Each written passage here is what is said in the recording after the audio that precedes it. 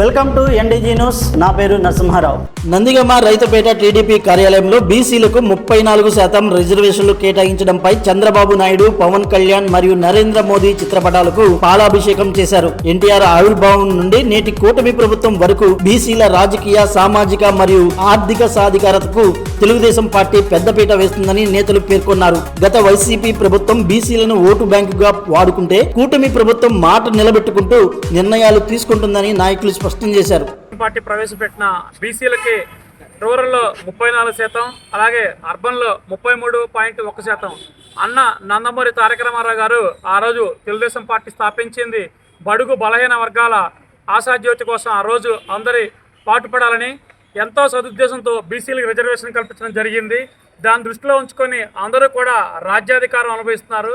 ఏ పార్టీలో అయితే బీసీలకి, ఎస్సీ ఎస్టీలకి ఎక్కడైతే రాజ్యాధికారం దక్కుతుందో ఆ పార్టీ ఎప్పుడు కూడా చిరకాలం వర్ధిల్లుతుందనేది మేము తెలియజేస్తూ, అలాగే తెలుగుదేశం పార్టీ ఎప్పుడూ కూడా బీసీలు వెన్నుముగ్గా ఉండి పార్టీని అగ్రపదం నిలిపించడానికి మన రాష్ట్రంలో ఉన్న బీసీ సోదరులు కూడా కృషి చేస్తున్నారు. అలాగే మన ముఖ్యమంత్రి వర్యులు నారా చంద్రబాబు నాయుడు గారు కూడా అలాగే బీసీలకి ఎంతో గుర్తింపిస్తూ బీసీలకి ప్రత్యేకంగా రక్షణ చట్టం ఈ అసెంబ్లీ సమావేశాల్లో ప్రవేశపెట్టాలని ఇచ్చిన మాట ప్రకారం దాన్ని కూడా నిర్ణయిస్తున్నారని చెప్పని తెలియజేస్తూ, అలాగే నిన్న బీసీలకి ప్రత్యేకంగా రిజర్వేషన్ ప్రకటించినందుకు మన ఎన్డీఏ కూటమి తరపున మన ముఖ్యమంత్రి వర్యులు నారా చంద్రబాబు నాయుడు గారికి, అలాగే నారా లోకేష్ గారికి, పవన్ కళ్యాణ్ గారికి, మన స్థానిక ఎమ్మెల్యే శ్రీమతి తంగిరాల సోమయ్య గారికి, ఎంపీ కేశవ శివనాథ్ గారికి ధన్యవాదాలు తెలియజేస్తూ, నందిగామ నియోజకవర్గ బీసీ సంఘాలు, అలాగే నందిగామ నియోజకవర్గ Telugu Desam party. Amaravati assembly media point వద్ద మాట్లాడిన ఎమ్మెల్సీ మొండితోక అరుణ్ కుమార్ సూపర్ 6 హామీల పేరుతో ప్రభుత్వం ప్రజలను మోసం చేస్తుందని మండిపడ్డారు. నిరుద్యోగ యువత జీవితాలతో చంద్రబాబు మరియు నారా లోకేష్ ఆడుకుంటున్నారని, చర్చకు రమ్మంటే ప్రభుత్వం పారిపోతుందని విమర్శించారు. నిరుద్యోగులకు ఇచ్చిన హామీలను నెరవేర్చడంలో విఫలమైనందుకు ముఖ్యమంత్రి మరియు మంత్రి లోకేష్ క్షమాపణలు చెప్పాలని డిమాండ్ చేశారు. ఏదైతే ఎన్నికల ముందు పార్టీ మేనిఫెస్టోలో, బాండ్లలో నిరుద్యోగ యువతకు మేము 3,000 రూపాయలు 20 లక్షల ఉద్యోగాలు లేదా నెలకు 3,000 రూపాయలు ఇస్తామని చెప్పారో దానికి ఎంత ఇచ్చారా బాబు అని చెప్పి ఈరోజు అసెంబ్లీలో నేను ఒక క్వశ్చన్ రూపంలో ఇస్తే దానికి వాళ్ళు ఇచ్చిన రిటర్న్ ఆన్సర్ ఏంటంటే నిరుద్యోగ యువతకి ఈ రాష్ట్ర ప్రభుత్వం ఏ విధమైన ఆర్థిక సహాయము అందజేయలేదు. ఇబ్రహీంపట్నం మండలం కొండపల్లి మున్సిపాలిటీ ఆర్సీఎం చర్చి వద్ద ఎలాంటి నోటీసులు ఇవ్వకుండా జేసీబీలతో ఇళ్లను కూల్చివేయడంపై స్థానికులు ఆగ్రహం వ్యక్తం చేశారు. కూల్చివేతలను అడ్డుకునే క్రమంలో ఓ మహిళ ఒంటిపై డీజిల్ పోసుకొని అధికారుల చర్యలకు నిరసన తెలిపింది. తమకు న్యాయం జరిగేంత వరకు ఇక్కడి నుండి కదిలేది లేదని, ఇళ్ల నిర్మాణాలను కాపాడుకుంటామని బాధితులు స్పష్టం చేశారు.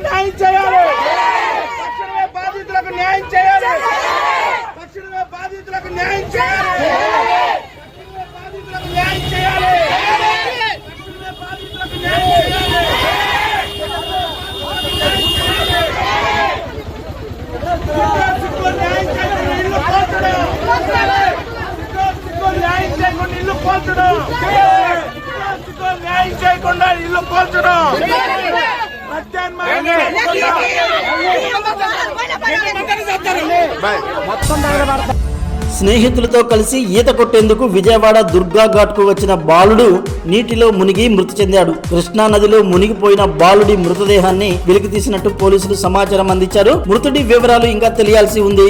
బాలుడి వివరాల గురించి సమాచారం తెలిస్తే విజయవాడ 1 టౌన్ పోలీసులను సంప్రదించాలని కోరారు.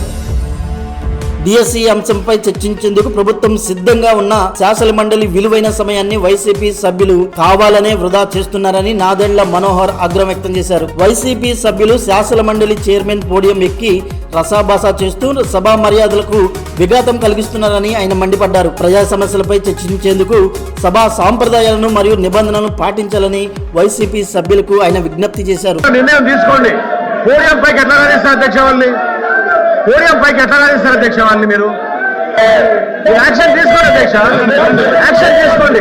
ప్రభుత్వం సిద్ధంగా ఉందని అనేక సార్లు చెప్పారు.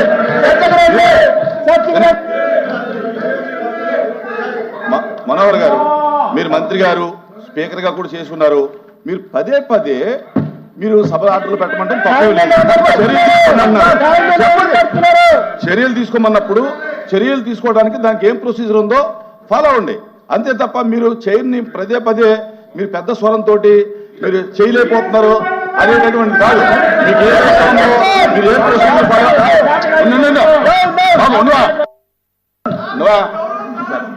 మీరు మీకు అన్ని రూల్స్ తెలుసు.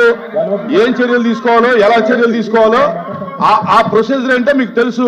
అది మీరు ఫాలో అవ్వండి. నాకు అభ్యంతరం లేదే. అధ్యక్ష నేను అన్నది ఏంటి? సభ మిమ్మల్ని పూర్తి స్థాయిలో గౌరవించాలి. సభ్యులు ఆ విధంగా పోడియం పైకి వచ్చి మీ ముందు మీ టేబుల్ని కొట్టి ప్లకార్డులు ప్రదర్శించడం అది సబబు కాదు. వాళ్ళని కిందకి రమ్మనండి. మీరు చెప్పాల్సింది వాళ్ళ కిందకి రమ్మని. అది ప్రొసీజర్. సభ మర్యాద కాపాడాల్సిన బాధ్యత అందరికీ ఉంటుందండి. సభ్యులు కూడా ఉంటుంది. చైర్మన్ గారు ఆ విధంగా గౌరవపరుస్తుంటే వాళ్ళకి ఏమొస్తుంది చెప్పండి? వాళ్ళ కిందకి రావాలి. ప్రొటెస్ట్ చేయాలనుకుంటే వాళ్ళు కిందకి రావాలి అధ్యక్ష. ప్రొటెస్ట్ చేయాలనుకుంటే వాళ్ళు కిందకి రావాలి. వాళ్ళకి మీరు అక్కడ వాళ్ళని అలో చేయకూడదు అక్కడ. సభ సాంప్రదాయం అది.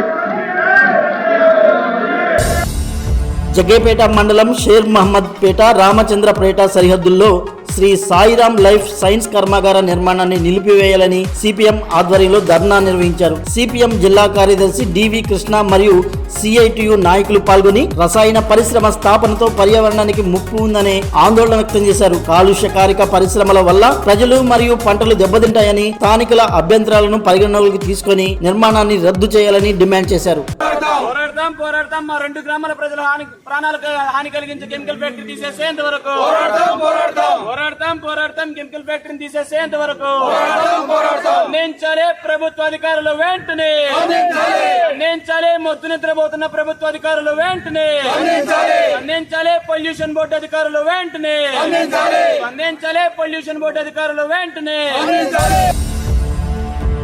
జగ్గైపేట కోదాడ రోడ్డులోని మాజీ ఎమ్మెల్యే వంగవీటి మోహనరంగ విగ్రహాన్ని గుర్తు తెలియని వాహనం ఢీకొట్టింది. ఈ ప్రమాదంలో విగ్రహం చుట్టూ ఉన్న శిలాఫలకం పూర్తిగా ధ్వంసమవగా రైలింగ్స్ మరియు విగ్రహం పాక్షికంగా దెబ్బతిన్నది. విషయం తెలుసుకున్న శ్రీకృష్ణదేవరాయ కాపు సేవా సమితి ప్రతినిధులు సంఘటనా స్థలానికి చేరుకొని పరిస్థితిని పరిశీలించారు.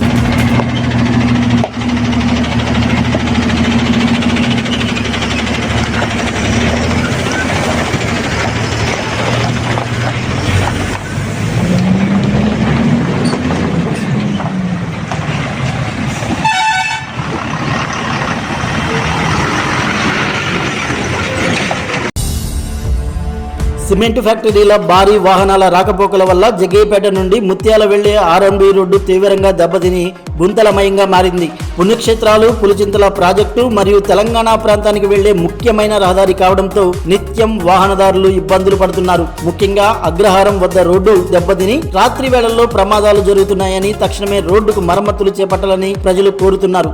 ఇవి ఇప్పటి వరకు ఉన్న ప్రధాన అప్డేట్స్. మరిన్ని స్పీడ్ న్యూస్ కోసం రేపటి NDG న్యూస్ కలుద్దాం. నమస్కారం.